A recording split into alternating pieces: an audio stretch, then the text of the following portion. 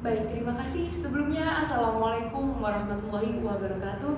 Selamat pagi Dewan Juri yang terhormat. Di sini saya Sofi Nur Aisyah, perwakilan dari SMA Negeri 1 Kota Madiun sebagai pembicara pertama dari tim pemerintah.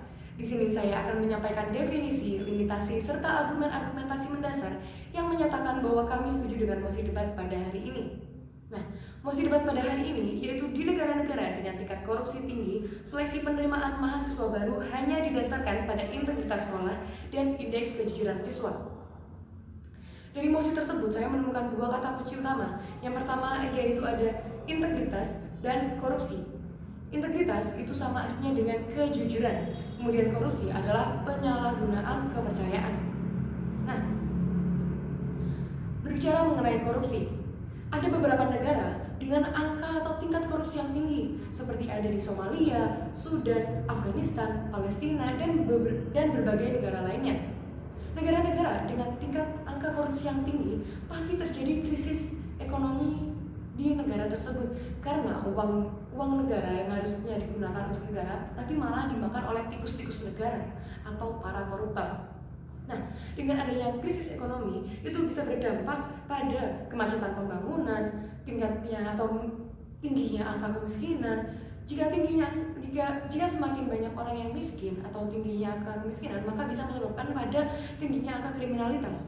Kemudian juga bisa dari tingginya angka kriminalitas juga bisa akan membawa pada bobroknya mental suatu negara karena orang akan berusaha untuk mencari uang, ia akan mencari uang tanpa mempedulikan dari mana asal-usul uang tersebut, asalkan dia bisa mendapatkan uang.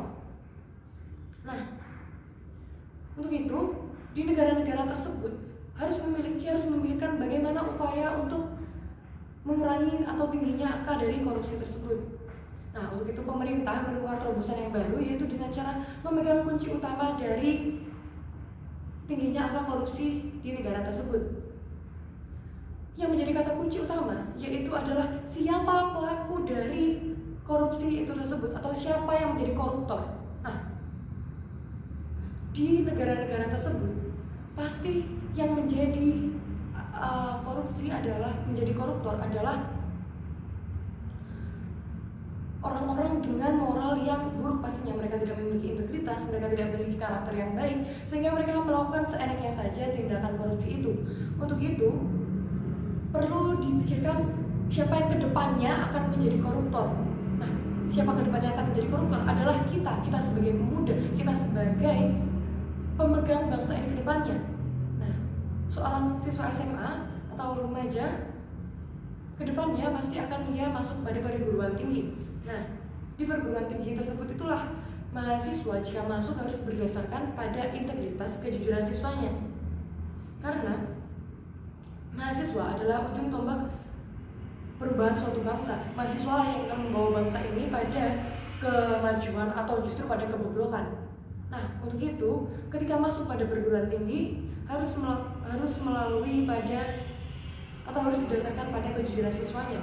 Diharapkan nantinya jika mahasiswa itu lulus dari perguruan tinggi, maka ia masih tetap memegang teguh pada integritasnya, ia masih memegang pada kejujurannya, sehingga nanti ia ketika menjadi pemimpin, maka ia akan memegang integritasnya. Ingat, seorang mahasiswa diharapkan nantinya ialah yang menjadi pemimpin suatu bangsa, ialah yang akan mengisi kursi-kursi pemerintahan di suatu bangsa. Nah, untuk itu ketika ia menjadi pemimpin, maka ia harus ikut jujur. Tapi dalam masuk pada perguruan tinggi, bukan hanya kejujuran saja sebenarnya yang diperlukan, tapi juga pengetahuan atau pada yang lainnya.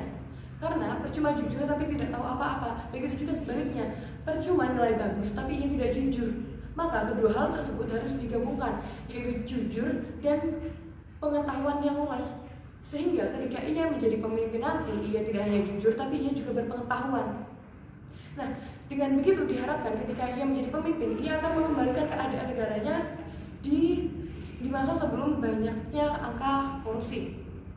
Diharapkan bisa mengembalikan perekonomian negara, mengurangi angka kriminalitas, menurunkan angka kemiskinan, dan atau meningkatkan kesejahteraan sosial yang pasti.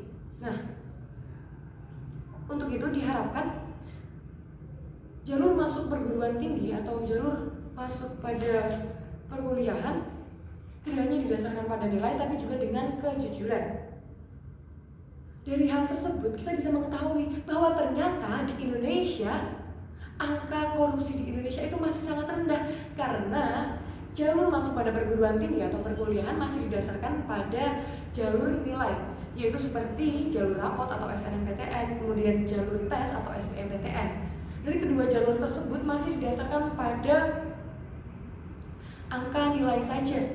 Maka dari itu kita sebagai pemuda Indonesia kita harus merasa bangga bahwa ternyata nilai kita itu masih dipercayai oleh pemerintah, nilai kita masih dipercayai oleh perguruan-perguruan tinggi, kita masih dipercaya bahwa ternyata nilai kita itu adalah hasil dari kejujuran. Padahal kita tidak tahu bagaimana aslinya, kita tidak tahu, tapi kita harus berbangga diri bahwa kita masih dipercaya bahwa kita mendapatkan nilai itu dengan kejujuran. Maka kita harus mempertahankan kepercayaan itu dengan nantinya ketika kita sudah masuk pada perguruan tinggi, kita lulus dari perguruan tinggi dan kita menjadi pemimpin suatu bangsa nanti, kita diharapkan bisa tetap mempertahankan kepercayaan itu, kita tidak boleh korupsi. Nah, maka dari itu kami dari tim pemerintah sekali lagi menyatakan setuju dengan mosi debat pada hari ini, yaitu di negara-negara dengan korupsi yang tinggi, seleksi penerimaan mahasiswa baru hanya didasarkan pada integritas sekolah dan indeks kejujuran siswa. Karena jika semakin banyak mahasiswa yang jujur, maka lulusannya pun akan diharapkan jujur juga. Semakin banyaknya lulusan yang jujur, maka ia ketika menjadi pemimpin diharapkan ikut jujur juga, sehingga akan mengurangi angka pada korupsi. Sekian dari saya, kurang lebihnya mohon maaf. Wassalamualaikum warahmatullahi wabarakatuh.